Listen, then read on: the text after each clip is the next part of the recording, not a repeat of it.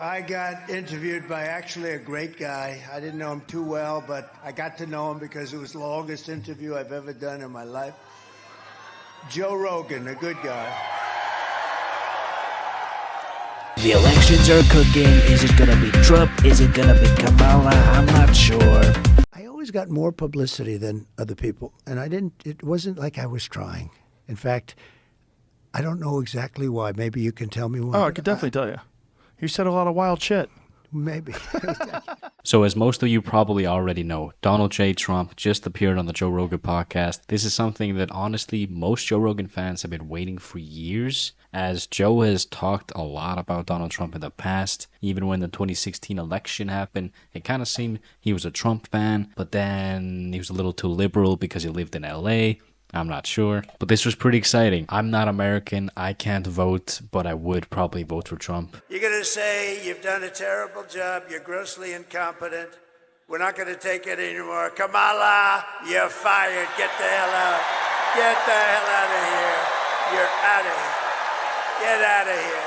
What about you guys? Are you going to vote for Trump? Or are you going to vote for Kamala? Please comment down in the comments because it's happening tonight. But I thought this episode, there was not a lot of knowledge. You're not going to learn much from this episode. Donald Trump is really good at sort of saying a bunch of things but not really meaning anything. And if you really listen closely, it sounds like Joe is a kid in a candy store because he loved this episode. He was not hitting Donald with a lot of hard-hitting questions. It was really just a fan meeting his emperor.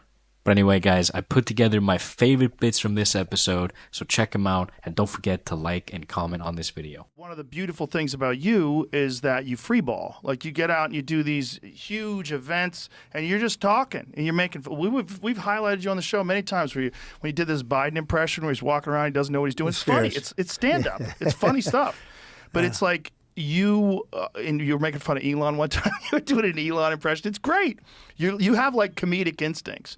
Like when you said to Hillary, you'd be in jail. Like that's great timing. So this is classic Joe Rogan trying to get everyone to become a comedian. So obviously Trump is hilarious. It's kind of crazy that people listen to him on these podcasts and on his rallies and think that he's not actually basically a comedian. But one of Joe Rogan's closest comedian friends almost fucked up the entire thing at the RNC rally. You gotta check this out. I don't know if you guys know this, but there's literally a floating island of garbage in the middle of the ocean right now. Yeah. I think it's called Puerto Rico. Okay. All right. Okay. We're getting there. Okay, so maybe Tony Hinchcliffe won't be joining the Donald Trump and Joe Rogan cruise that is about to set off next year. Just kidding. But luckily, after the Donald Trump interview, we had a great Fight Companion episode with all the normal crew. And in this episode, he really breaks down how he felt the interview went and about some of the things that really happened. So check it out. He's real good at you ask him a question and he starts to answer it, but then he takes you on a totally different route. The weave. You got to bring him back in, but you got to be respectful. But you also have to remember this is a very bizarre combination of an entertainer and a businessman. Mm-hmm. So it's an entertainer that he's like a comedian, man. He says funny shit. He does it all the time. He's very funny. He's always, constantly when he makes roasting. fun of Biden. Constantly roasting. He's funny, He's man. New York. He's very New York. Oh, and of course, we got the iconic weave. I like to give long the weave. You know, I like to. You like to weave things in. But when you do the weaves, and you have to be very smart to do weaves. When you do the weave, look at this. Just in this one thing, we're talking about little pieces all over here, but it always ends up. Home. No, it comes back home. For the right people. For the wrong people, it doesn't come back home, and they end up in the wilderness, right? By the way, he gave me the nicest endorsement too. The tough. He said the country's going to fail. You should do the same thing, Joe, because you cannot be voting for Kamala. Kamala, you're not a Kamala person. I know you. I've watched you. I know him better than he is. You know what? Without speaking to you, I think I know you maybe almost as well as your wife. You're a Khabib person, but you're not a Kamala person. Nobody's going to know who Khabib is, but they know who he Khabib was. is. He was not bad, right? That guy. Oh, he was phenomenal. But that's your kind of Your person. weave is getting wide. We're getting wide with my this weave. But isn't it I want much to bring better? it back to tariffs. But wait, let me give you one that you may not know. Okay. Which I think you know everything actually. As That's a student of yours, but water. What is happening with the whales? I've read about this. Well, they say that the wind drives them crazy. It's a vibration because you have those, Right. those things are 50-story buildings, some of them. right, and they're 50. super sensitive to vibrations They have and those, sounds. the wind is rushing, the things are blowing, it's a vibration, and it makes noise. You know what it is? I want to be a whale psychiatrist. It drives the whales frickin' crazy. I said, this guy's nuts. I'm telling you, he was so stupid. He was so unwise. He was like an unwise man. And have you guys heard of the obsession that Trump has with handsome pilots? And I like to sit with pilots a lot of times, and these guys are specimens. I always say they're better looking than Tom Cruise, okay? And they're even taller. Like perfect specimens. So just like I mentioned earlier, everyone was waiting for this episode. If you've listened to Joe Rogan for the past 5, 6, 10 years, you would love to see him on the podcast. And now we finally get this episode. And Joe makes it seem that Theo Vaughn was the big reason why he did the podcast. But honestly, don't you think Joe knows what will happen when he gets Trump on the podcast? He knows it's going to blow up. And check out how many views this video has made already. It's crazy. You did my friend Theo Vaughn's podcast, Right. and he just did it. How did he do with He it? did great. And he just talks Is that like why a you normal called me human to being. do this? Is that why you called me to do this? No, we were. Only kidding. I was. He was a nice Once guy. they shot you, I was like, he's got to come in here. It's all about timing. It's all about the timing. timing's I think good. our timing's perfect. But the real person who actually got Joe and Trump together was obviously Dana White. A man named Dana White, who you love, who I love. I assume you love him. Love that dude. I think he's in a class by him. He's probably the reason why you're here. I don't know, maybe. He's one of the big ones. He is the greatest guy. I love him I to always death. say nobody's indispensable. Everybody can be replaced. Maybe you can't be. You might not be. But Dana White, truly, I don't think they made like a great deal. I mean, it's worth because a of lot more him. than that now. Take him Yeah. out, I think it's a whole different. No, ballgame, he's but the him- best and he's promoter also of the all time. greatest. So a lot of people, when they heard the announcement that Trump would be actually coming on the podcast, everyone has their Joe Rogan thing they want to hear about. They want to hear the UFO stories or like what happened with JFK. Are we going to get the files? What about 9/11? And what happened with COVID? These are all things that we want to hear Donald Trump talk about on this long episode that we got. And we actually got a 3-hour episode, which is kind of surprising. Most of the time when Joe gets these big guests like The Rock, it's like a polished, overly censored sort of kids version of the Joe Rogan experience. But with this episode, Joe explained that he really just wanted to get to know what it's like to be the person that becomes the president, not all the glitz and glamour. And he actually talks about this on his Fight Companion. Check it out. Were you at all nervous for Trump? I was definitely hyped up. I was excited because I wanted to. There's a lot of questions I need to answer. Did you You feel know? pressure?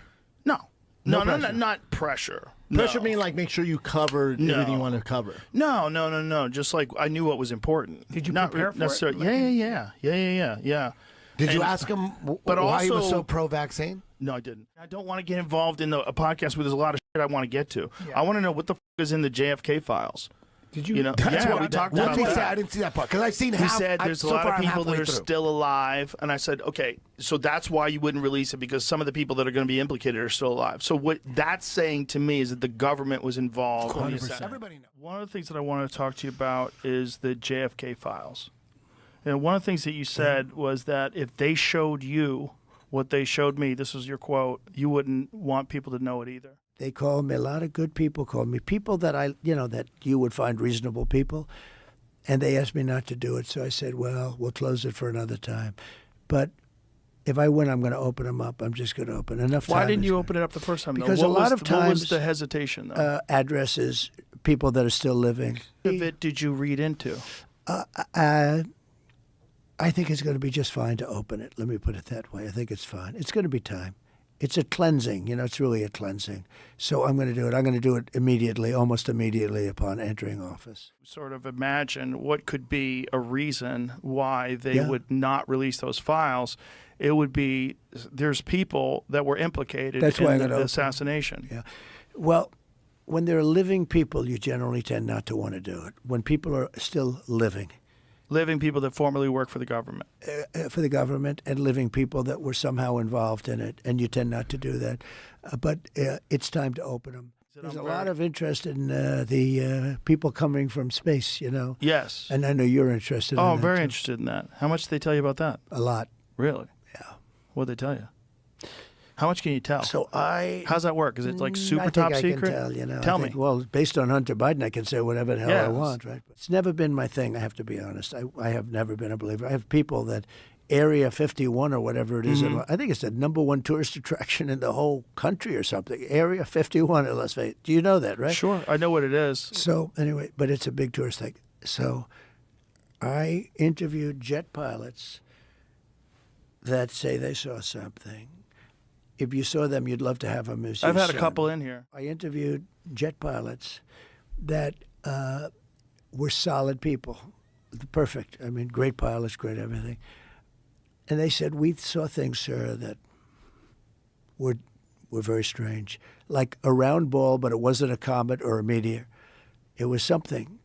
And it was going 4 times faster than an F-22, which is a very fast plane, you know. So when you were talking to these people, was this something that you were compelled to have conversations No. about? Was this your personal interest? A little bit. It's not a great interest for me, but it's a little interest. I get that question as much as almost any question. Do you think that we have aliens coming, you know, flying around or whatever? What do you think? There's no reason not to. But I did interview, let's say 3 or 4 guys that, and without tremendous interest, if you had them, as I said, you'd love to have them as your children. Solid, beautiful people. They said, sir, there's something there. You know, There's they something said there. they've said it, yeah. Yeah, I've talked to quite a few of They're them. not that have- conspiracy guys. Joe, did you ask Trump about the assassination? Like, there's nothing on it? Yeah, I There's didn't no one ask him asking about questions? that. It's hard to corral him. Like I said, he's like very slippery. No, and I don't even mean that in a bad way. I mean that he just like he talks. Yeah, the guy's a he goes. gifted talker. He can just talk.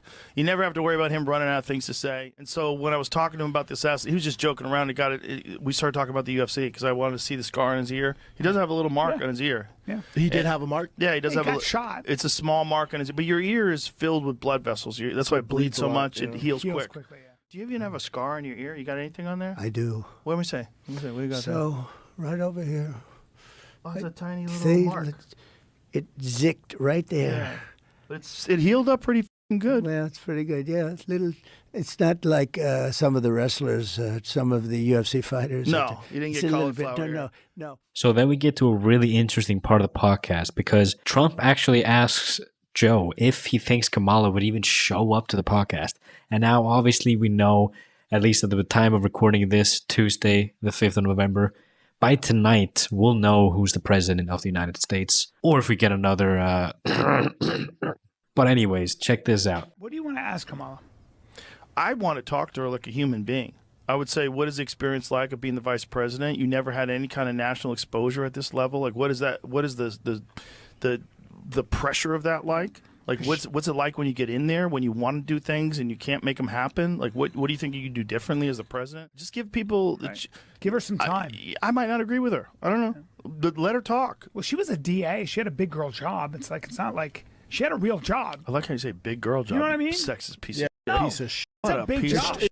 It's a big job. It's a good job. It's a big boy, big girl job. It's a real job. But you know what I'm saying? Like being a DA is a real It's job. a good job. So that's what's up, guys. I hope you enjoyed the video.